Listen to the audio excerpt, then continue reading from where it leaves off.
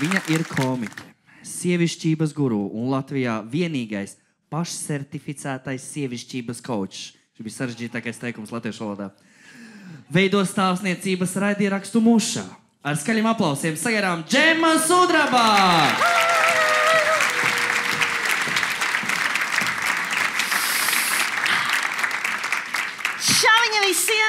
Čau viņam visiem! Es vienmēr esmu gribējis būt inspirational speaker, bet kaut kādā dzīves brīdī es saprotu, ka vienīgais, kas no manis sanāk, ir desperational speaker, un tas ir tas, ko jūs šodien arī no manis dzirdēsiet. Cik daudzi no jums ir radoši? Neviens? Tik skumīgi šis ir. Bet cik daudz gribētu būt radošāki? Jā, vai ne? Tas ir tik krūti būt radošam. Un kā ir ar uzņēmējdarbības garu? Kuram šeit ir uzņēmējdarbības gars? Jā, tāpēc jums bija tik daudz jautājumu par cilvēkiem, kam tas ir tomēr beigās izdevies, vai ne? Jā, man ir abas šīs lietas. Un tas, kā man tas izpaužas, ir nebeidzamā vizionēšanā. Mēs varētu darīt šo. Un mani kolēģi to sauc par ideju caureju. Kā jūs saprotat, tad man ir ļoti fani strādāt kopā. Un, ja to manu ideju caureju darba vietā es vēl kaut kā kontrolēju, es vienkārši piedāvāju, ka mēs varētu kaut kādas krūtākas lietas darīt, un varbūt šis būtu inovatīvāk un varbūt ātrāk, tad privātajā dzīvē visos savos daudzajos projektos, ko es iesāku, tas ir absolūti nekontrolējami. Un es domāju, ka es sākšu šo stāstu tā kā tādās pasākumos tomēr ir pieņemts. Ar dziļi personisku pieredzi. Bija vēls jūlija vakars. Mana meita, kurai bija tikai 5 mēneši, mierīgi gulēja. Es pavadīju laiku kā vienmēr. Šādas māmiņas to dara, lasot māmiņu blogus. Par dizainu. Scandinavian mom, design mom, Swiss Miss. Tajos blogos sievietes nesā tādus linu paltrakus, kas kaut kā dīvainā kārtā viņām izskatās stilīgi. Viņu bērniem ir kašmira džemperi, kas nekad nav novemti. Un viņām ir bizness. Viņām ir bizness, kā kuro reizi kāds. Dažreiz viņas taisa kā kaut kādas dizaina lietas, kuras kāds arī acīm redzot pērk. Dažreiz viņas taisa kaut kādus, varbūt iespējams, salmu pampers, ko mēs zinām. Tas viss ir eko un tas ir kruta. Tas viss ir skaisti un tas izskatās pelnoši. Dažreiz viņas savos blogos pārdod ļoti skaistus kaut kādus zviedru dizaina lietas, kas visas ir gender neutral, protams, kā man tieši patīk, kodās viegli pelēkās krāsās, radot sajūtu par to, ka tas ir daļa no karaliskās ģimenes vismaz. Un tajā laikā, tas kaut kāds 2009. gads Latvijas blogasfēra, tajā brīdī tikai sāk veidoties, un ko es izdomāju, es arī varētu šādu blogu uztaisīt, tādēļ, ka es māku uztaisīt blogu un māku rakstīt. Un es sāku šādu veidu blogu. Es rekomendēju visas tās lietas, ko viņas rekomendēja, vienkārši kopējot to, ko viņas dara. Un vai es kādu no šīm lietām varēju nopirkt? Nē. Vai man kādu no šīm lietām pašai piederēja? Nē. Bet man likās, ka kaut kādā brīdī šī mana biznesa ideja, kaut kādā brīdī es kļūšu par vienu no viņām, kas skrien tā kā linu apģērbā kopā ar savu vīru un bērniem, tā kā pa pļavu kaut kur, un visi skatās un domā, jā, es arī gribētu būt tāda kā viņa. Un es visiem stāstīšu, jā, sākumā šis bizness tika uzsākts samērā sarežģīti, bija daži fuck-up, bet, eventuāli vienkārši saprotiet, tad, ja tu tici sev, visa pasaule sadodas rokās, un tev vienkārši izdodās. Jā. Un, protams, kad es lasīju padomus par to, kā taisīt biznesu, pirmais un svarīgākais padoms, love what you do, do what you love. Ja man kāds ir jāvaino tajā, kas notika vēlāk, tas ir šis. Love what you do, do what you love. Tas izklausās tik krūta. Tu sēdi vienkārši ar savu kapučīno krūzi un mīli savu darbu. Tu esi 6. bērnkopšanas atvaļinājuma mēnesī, un tu sēdi un domā, man patīk mans darbs, bet vai es to mīlu? I don't think so. Man vajadzētu taisīt kaut kādu savu biznesu. Vai es māku šūt bērnu drēbes? Nē. Vai es varētu taisīt kaut ko dizainīgu? Nē. Ko es varētu darīt? Es varētu savējo blogu pārtaisīt par žurnālu, kur visi raksti ir maksas raksti. Un cilvēki viņu dabū bez maksas, bet uzņēmumi maksā. Man pašai liekas vēl joprojām, ka šī ir ģeniāla biznesa ideja. Un tā kā es esmu nopietna sieviete, es devos uz Nordea tad vēl tāda banka eksistēja, biznesa skolai apgūtu, kā taisīt biznesu. Tur es arī prezentēju pašās beigās savu projektu. Viņi man teica, tas neizskatās pēc biznesa. Mēs visi zinām, kāds izstās veiksmes stāsts. Sākumā kādam negāja, tad bišķīt bija grūti, un tad miljonārs. Rolinga, viņa bija veca sieviete, 35 gadu vecumā. Neveiksminiece, daudzbērnu māte, bet tad uzrakstīja Harry Potteru un viss, viņa ir veiksminiece. Viss, kas mums ir vajadzīgs, tā kā čist viena ideja, viena veiksmīga ideja, un visas tās lietas aizies. Tātad, mana pirmā biznesa ideja – pelnīt naudu ar blogu. Ieguldīju ļoti daudz laika, diezgan daudz arī naudas no ģimenes budžeta. Viss, ko nopelnīju, bija biļets uz izstādēm. Ja jūs domājat, ka mākslas izstādēm ne ķīpsalas. Jā, suņu izstādes, tā ir tagad mana lieta, tur es esmu diezgan pro. Un, bet tad, kad tā biznesa skola beidzās, un viņi man neiedeva naudu tam manam ģeniālajam biznesa projektam, es sapratu vienu lietu. Citas idejas bija vēl sūdīgākas. Tas nozīmē, ka man ir uzņēmējs gēns. Viss, kas man ir vajadzīgs, ir tā viena ideja. Un es sāku sakot vairākām blogeriem, kas iedvesmo sievietes nodarboties ar uzņēmējdarbību. Viņas visas izstās krūta, viņas ir tievāks nekā es. Lai gan kurš to varētu noticēt, vai ne? Jā, viņas ir ar svaigu sejas ādu, plīvojošiem matiem, vienmēr kaut kādos dizaineru apģērbos. Un viņas vienkārši kaut kur tur tā kā plīvo pa pilsētu, visas izskatās krūta. Kāds ir viņu bizness? Ārpus tā, ka viņas stāsta man, kā taisīt biznesu, es godvārds nezinu. Bet Marija Forleo ir lielisks stāsts. Viņai bija tikai $5. Un viņa dzīvoja savas māmas pagrabā. Kāpēc mēs nezinām? Kāpēc māma viņu nelaid dzīvoklī?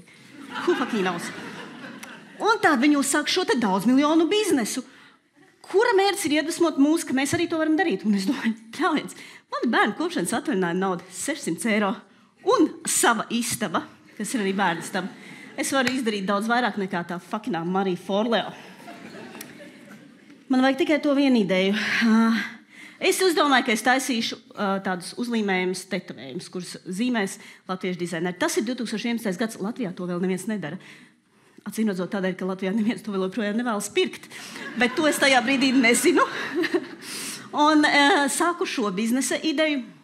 Visas manas biznesa idejas raksturo tas, ka es nolēmu, ka es viena pati tikšu galā. Man nav vajadzīgs kaut kāds SMS kredīts, man nav vajadzīgi fucking investori. Es esmu tik krūta, ka es to visu pati izdarīšu ar €600, no kuriem 540 aiziet hipotekārajā.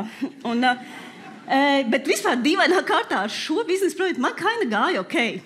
Līdz brīdim, kad vajadzēja nopirkt jaunu iekārtu par €1500, man šīs naudas nebija. Un tad es sapratu, ka Marija Forleo acīm redzot nav līdz galam kaut ko izstāstījis. Viņai bija tie $5. Bet kas iedeva pārējo naudu Marija Forleo? Par to tu mums nestāst. Tas noteikti bija vīrs. Vai tēvs, vai māte, mēs nezinām, vai brālis. Bet mans uzņēmējs gēns, viņš nav bijis apturams. Es pavadīju tā kā vairākus gadus ar cerību, ka es tikšu tajā Forbes 30 under 30. Ak, mans Dievs, kā es cerēju, ka es tur tikšu. Man atnāca 31. jubilejas, bet kad tur es netikšu. Tajā laikā es izšķīros un sāku jaunas attiecības, un uz to brīdi es biju sapratis, ka es varētu arī īstenībā savu dzīvesbiedri iesaistīt savos biznesa projektos. Tā kā tā bija sieviete, diezgan ātri arī pavilkās, jo viņa acīm redzot arī bija kādreiz skatījusies Mariju Forleo un ticēja tam, ka viņas biznesa idejas arī varētu kaut kur lidot. Un uz to laiku es biju salasījusies par to, ka zero waste ir baigā lieta. Tajā laikā zero waste bija baigā lieta kaut kur Lielbritānijā un Amerikā, bet ne Latvijā. Bet man likās, mēs varētu taisīt tādus tā kā tīrīšanas līdzekļus un apelvasku. Divas super tā kā savienotas lietas, tīrīšanas līdzekļi, apelvasks, kas ir viss eko, un arī zero waste, ko mēs darījām. Nopirkām 100 litrus etilspirta un ļoti daudz bišu vaska. Un taisījām diezgan ok īstenībā apelvasku un tīrīšanas līdzekļus, kur vēl joprojām mums pietiks kādiem varbūt 10-20 gadiem. Jā. Bet lieta ir tāda, ka mēdījiem patīk šie stāsti. Piemēram, mēs bijām laikrakstā Diena kā veiksmes stāsts. Tajā laikā, kad tas viss tapa mūsu virtuvē, un mēs bijām reāli ieguldījuši vienkārši kaut kādu savu naudu un nekad neko nebijām nopelnījuši. Bet bildēs izstījās smuki. Un tad mēs nolēmām, mums iet tik labi, ka mēs varam iet tirgot šīs lietas ne tikai internetā un dot uz jaunatvērtajiem zero waste veikaliem, bet arī uz Āgenskalna tirgu. Vai jūs kādreiz esat tirgojuši lietas tirgū? Liekas, ka tā kā forši, tu skaties tā kā Sauka vai kaut kā tur tie ģimenes biznesi, viņi tur tā kā čalo savā starpā, re, kur sārdeli, un tu domā, mēs arī varētu šādi te. Jā, un tad ir tā kā kaut kāds jūnijas, ir +30, tu stāv atklātā saulē, ir 2, tev grib sēst, un tu meklēsi dāču no 2 eiro. Visi cilvēki tev jautā, tā jau it kā labi, bet ko tik dārgi? Un tas, ko viņi nezina, ir, ko tik dārgi, tur ir tikai pašizmaksa. Mēs neko šeit nenopelnam. Un tā, bet mēs nolēmām, kad reāli krūti mums gāja, mēs nopelnījām veselas kāds varbūt 50 eiro. 20 mēs noēdām kebabos tajā dienā. Un 10 pēc tam vienkārši vīnā. Tādēļ, ka mēs vienkārši ļoti grūti tikām galā ar to, ko mēs bijām piedzīvojuši. Jo kāds visu laiku uzdod jautājumus, uz kuriem tu negribi atbildēt vai nevari. Un tad mēs vienojāmies, bet mēs šo darīsim. Šis bija diezgan ok. Nākošajā sestdienā un visu laiku nāksim uz Āgenskalna tirgu.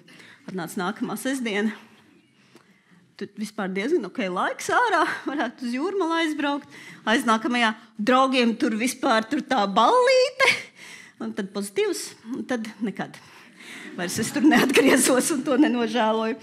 Un, ja jūs domājat, ka pēc tam, kad šīs bija noticis, es biju kaut kādu mācību guvis savā dzīvē, tā nav.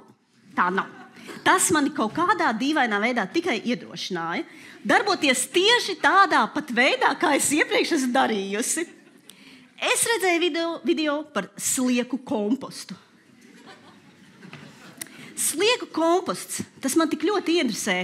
Es nosījos vairākus YouTube video un pat izlasīju vienu grāmatu par to. Tas man likās reāli krūts bizness. Tātad, tev principā nevajag neko. Tev vajag kaut kādas sliekas, un cilvēki nes savu ēdienu, tavas sliekas viņu pārstrādā. Tev ir basically vienkārši super biznes, kur nav nekādu ieguldījumu, jo mums arī nav vairs neko, ko ieguldīt, jo mēs tajā etilspirtā visu esam iztērējušas. Tātad, es savai dzīvesbiedrei saku, taisīsim slieku kompostu. Mana vīzija ir tāda, es jau esmu paskatīsies, mēs par 400 eiro Jelgavā noīrējam angāru. Mēs noīrējam angāru, un tajā angārā visur ir sliekas. Cilvēki no Jelgavas nes savējo pārtiku, ko nav apēduši, sliekas viņu pārstrādā, un mēs tirgojam biohumusu. Man dzīvesbiedre tajā brīdī saka, kā, varbūt mums tāda kā low scale vajadzētu to darīt. Varbūt nevajag tikai Jelgavā angāru, varbūt vai pamēģinām bišķīt. Es saku, labi, fine, tas tā vai tā ir ejošs biznes, man vienalga, es tev to tūlīt pat pierādīšu. Paņemsim bišķīt slieku. Ir novembris.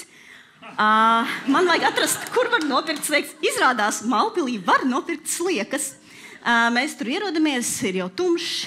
Izrādās, ka sliekas tā ir kūts. Un viņu tā kā side business ir tas, ka tā kā tos kūtsmēslus ēd sliekas. Tas Džeks man jautā, cik daudz slieku es gribēšu. Es domāju, ka mēs ņemam tā kā dzīvesvarā tās sliekas. Es saku, es nezinu, sākumā varbūt tā kā 40 kilograms. Es redzu, ka viņa sejas izteiksme ir tā kā, ko viņas, vai tā ir kaut kāda seksa lieta, kas viņā notiek? Kāpēc viņā vajag 40 kilograms slieku? Man tā, dzīvesbiedre saka, tā kā, moši, davai 20. Es saku, fine, whatever, ņemsim 20. 20 kg slieku. Ja nu jūs gadījumā vēlētos uzsākt šo biznesu, es vēlos jums izstāstīt, ir 2 lieli cukura maisi ar sliekām. Mēs atbraucām 10. vakarā, nolikām virtuvē šos 2 maisus ar sliekām, kūtsmēslos. Bet tā kā man neļāva nopirkt angāru, mums nav kur viņas likt. Un, tad Mums jāiet gulēt, jā, tā kā tās sliekas paliek tur. Visu nakti es murgoju, ka tas būs tā kā 90. gados Purciem dzīvoklī. No rīta es ieiešu un sliekas būs vienkārši visur pa sienām. Vai arī viena no viņām uzrāpos augšā, ielīdīs mūsu gultā, pārlīdīs pāri spilvenam un ielīdīs man nāsī un tā kā vienkārši sakompostēs man smadzenes. Bet paldies Dievam, viņas neizlīd no tiem mājasiem, tādēļ viņas vēl nedēļu tur droši stāvēja. Pie mums nāca ciemiņi, viņi jautāja, kas tas mēs teicām, mūsu 20 kg slieku. Un kļūst skaidrs, ka tur ir vajadzīga sistēma. Es biju YouTube visu redzējis, tātad tur ir vajadzīgas kastes. Sliekas apēd vienā kastē kaut ko, tad viņas rāps augstāk otrā kaste, tad ir trešā kaste, viņas vienkārši rāps uz augšu un visu apēd. Easy. Vajadzīgs kastes. Tas ir Zero Waste eko-šmeko bizness. Braucam uz depo, nopērkam plasmasas kastes. 20. Vajadzētu viņās izurbt caurumus, tāpēc, ka tām sliekām tā kā jārāpjās uz augšu. Tā kā viņas ir apēduši to leju, tad viņas rāpjās uz augšu. Mēs nevaram, karoči, izurbt tās caurumus. Plasmasas kastēs nevar izurbt caurumus, tādēļ, ka saplīst plasmasas kastes. Tad es domāju, jā, bet tur ir tāds celtniecības materiāls, kas ir tā kā tāds sietiņš. Vai mēs tā kā ar magāvereni ielīmēsim to sietiņu, un tad viņas rāpsies augšā. Daļu slieku mēs nogalinam ļoti brutālā, šaušalīgā veidā. Daļa no viņām, protams, sadalās un kļūst viņi vienkārši vairāk. Un tad mēs dodamies, protams, uz vietu, kur dodas katra izmisus sievieti, uz koku atgriezumu veikalu un uztaisam tā kā vairākas koka kastes priekš savām sliekām, kas mums apmēram izmaksā, es nezinu, vidēja izmaksas visdrīzāk šai te kastē, kas mums likās arī varētu būt kādreiz biznesa, nezinu, varbūt 100-150 eiro. Un tā, lietas, ko es secinu par sliekām, viņas ēd samērā lēni, un viņas vairojās samērā ātri. Uz pavasari mums ir diezgan daudz tā biohumusa, ko varētu tagad tipa tirgot. Bet tas, ko YouTube video neparāda, ir kā tu pie viņa tiec. Jo, acīm redzot, viņiem ir kaut kāda sistēma, ko viņi pievienot tajos YouTube video, kas man vispār neienāca prātā, līdzīgi kā ar Mariju Forlejo, do what you love what you do. Tādēļ atnāk pavasaris, un mēs 4 kopā ar 2 bērniem esam izklājuši mūsu virtuvē milzīgu plastmasas tādu gabalu, izbēruši visu šo te biohumusu un atlasam. Izrādās īstenībā avokado mizas viņas nemaz neēd, tās vajadzēs izņemt ārā. Paskaties, olas arī nav apēstas. Jā, tad mēs rakājamies tajā, ko sliekas nav apēdušas, bet tad es secinu, tur taču ir tik daudz mazu slieciņu. Mēs taču nevaram viņas tā kā samest iekšā tajā biohumusā, tādēļ mēs vienkārši rokamies pa kvadrātmilimetram un vācam ārā arī tās olas. Es nezināju, ka viņām ir olas, tā bija tāda pārsteidzoša lieta, ko es tiešām negribēju zināt. Es negribēju zināt un redzēt lietas, ko es redzēju slieku kompostā, kā viņas vairojas. Tad es sapratu, ka laikam šitas tomēr neies. Un tad mēs tās sliekas salikām tajās kastēs, sabērām virsū lapas, lai viņas ēd, un tad ziemā aizmirsām viņas ārā. Viņas visas ir beigtas. Jā. Tā man sanāca, jā. Bet, ja jūs domājat, ka arī tad man ir bijis mācība, tad jūs svēcīgi kļūdaties. Tādēļ, ka tas man ir tikai iedrošinājis. Lieta, ko es sapratu, ir tas, ka krūta ir tādas lietas darīt kopā ar citiem cilvēkiem. Jo viena lieta ir zaudēt naudu pašam, bet kopā ar citiem cilvēkiem reāli daudz labāka sajūta. Viņi tā kā ir līdzatbildīgi, lai gan tu viņas esi tajā ievilcis. Otrkārt ir tas, ka man ir vajadzīgi cilvēki, kas aptur manējo ideju caurēju. Bet kopš tā laika es ar 2 cilvēkiem esmu uzsākusi ļoti potenciāli labu biznesu par digitālās drošības apmācībām, kas ir viena no lietām, kuras es tiešām arī pārmaiņas pēc, proti, man nav jāskatās YouTube, kā to darīt. Man šīs pietrūkst tur tā kā 15,000. Ja kādam ir liek 15,000, pienāciet pēc tam tur kaut kur un atrodiet mani. Vēl man ir podkāsts Muša, vai es varētu teikt, ka tas ir mans pirmais podkāsts? Nē. Vai es varētu teikt, ka tas ir mans pirmais pelnošais podkāsts? Nē. Vai es varētu teikt, ka tas ir mans pēdējais podkāsts? Arī nē. Bet es nešaubos, ka kādreiz tas noteikti pelnīs naudu. Protams, stand-ups. Stand-ups, jebkurš cilvēks, kas nodarbojas stand-up, zina, ka tā ir super pelnoša lieta. Vienkārši Tesla car sharing, man ir pašai savs 5 Teslas. Un es zinu, ka kādreiz noteikti man būs manējais īpašais Netflix special, kur es stāstīšu par to, cik aizraujoši ir būt latviešu sievietei LGBT attiecībās Latvijā. Bet, redziet, ja es neturpināšu šīs lietas darīt, man vienkārši nebūs materiāli tajā brīdī, kad man uzaicinās Netflixā. Un tagad man, draugi, ir laiks tam, ar ko parasti beidz šīs sarunas, un tā ir mācība. Pirmkārt, manā skatījumā. Katram radošam cilvēkam vajag blakus kādu, kurš pasaka, ka to angāru Jelgavā tomēr nevajag. Un otrādi. Otrkārt, katram cilvēkam ir tiesības pakapoties viņam tīkamā veidā, un mēs nekad nezinām, pie kā tas novedīs. Iespējams, pie zaudējumiem. Un kas zina, varbūt kādreiz Forbes apžēlosies un uztaisīs sarakstu ar 50 over 50 biznesmeņiem, uz ko es strauji eju. Un es tur būšu, un arī daudzi no jums. Paldies!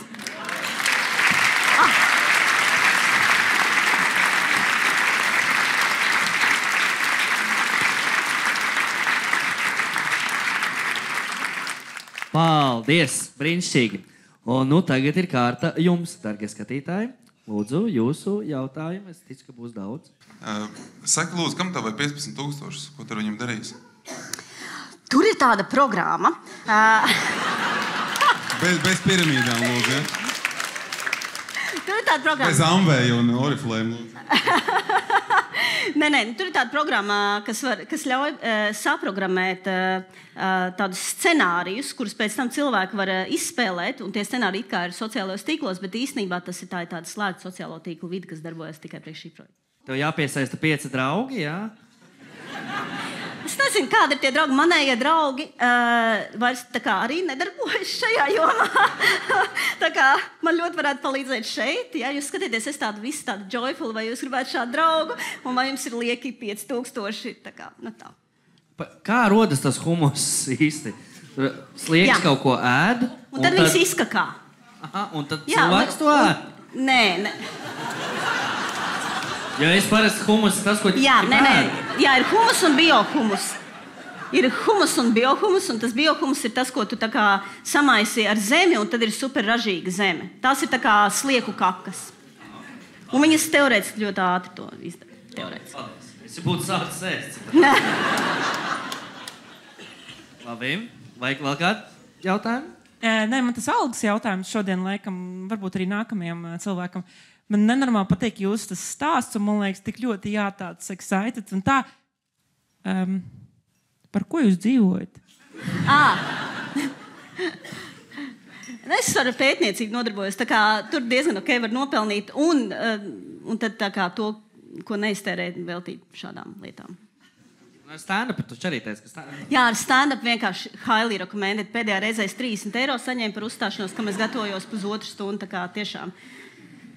Nu, tad pēdējais jautājums tur aizmugurē bija. Jā, viens mazs komentārs. Jūs minējāt, ka to humusu pēc tam sanātās sliekas tiek izmests ārā, bet nebija tā, ka kaut kāda makšķernieka, kaut kāda kooperācija ar viņiem varētu būt, ka to visu varētu nopārdot lielā vairumā viņiem. Es domāju, interesi varētu būt liela. Jā, tas ir ļoti labs jautājums. Un man bija vispār šī doma arī. Es jau biju pat izdomājis dizainu, kā varētu tā smuki to noformēt. Bet tā lieta ar manām tām idejām un to caurē. Jūs zināt, kā ir ar caurē. Viņi sāks un viņi beidzas. Un līdzīgi ir arī maniem projektiem. Kaut kādā brīdī man zūd vienkārši interesi. Es sapratu, ka tas nebūs tas Forbes 40 under 40 vai 50 under 50. Un tad es tā kā vienkārši, sliekas, jūs varat mirt. Jūs nesat īstenoši savu funkciju. Paldies, dāmas un kungi, Džēmas Ugrava!